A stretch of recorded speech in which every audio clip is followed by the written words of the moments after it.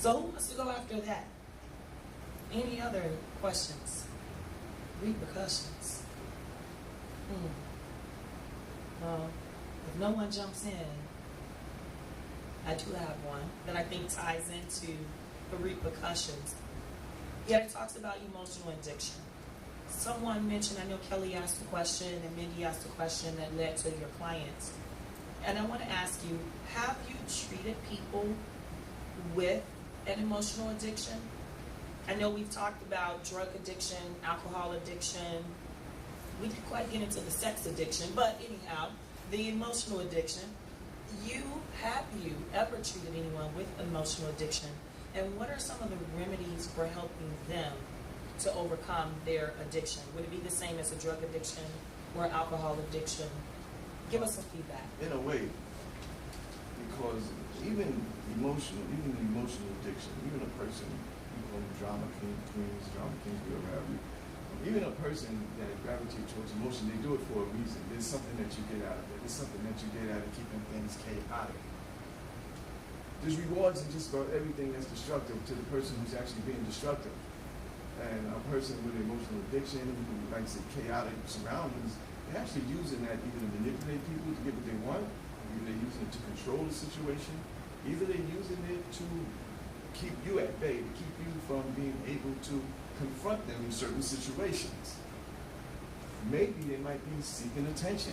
Maybe they got a lot of attention from their parents as a child due to acting out. If you have a habit of acting out and getting attention when you're a child, chances are that habit is going to carry into your young adult life, or maybe your adult life. And if you haven't resolved that issue and haven't found other ways to get attention and other ways of being rewarded and other ways of actually having a sense of control without being chaotic, then you would keep doing that. And it is an addiction, but addiction is the same thing as something that comes natural or as a habit. A lot of people that you see that stay in chaotic situations or create chaotic situations, it's kind of like a habit, and they're kind of used to it in a way. You know, it's like their way of life, it's their way of living, and they're comfortable with it because they get something out of it. As far as treatment, then you would point out, you'd have them identify the rewards that they're actually getting out of it, but at the same time, you would have them identify how it's making their life unmanageable. And then you have them weigh your life being unmanageable. Is it worth your life being unmanageable? Is the rewards you're getting out of it worth your life being as unmanageable as it is?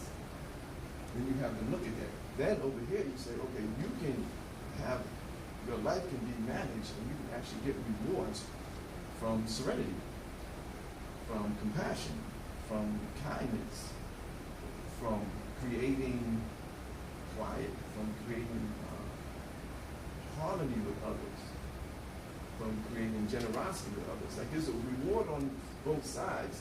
It's which one are you used to getting the reward with? So with some people, you just have to give them options. But along with those options, this person would have to practice these principles for a period of time in order for them to get used to them and in order for them to actually be able to identify that their life is manageable and the rewards that they got in their life now is due to them being serene. It's due to them changing their attitude. The attitude plays a big part in being chaotic and being difficult, having emotional problems. Your attitude has a big part there. Some people are very pessimistic. You ran into pessimistic people before. They're not that happy. But for some strange reason, they get what they want, which is chaos. So, changing perspectives, shifting the paradigm, going back to several of the things that you said before. Exactly. And I like what you said, they're getting reward from that chaos. So you have to help them determine what those rewards are and then show them how they can get the same rewards from something else like serenity. And I love the fact that you brought in serenity because from chaos we need peace. Exactly.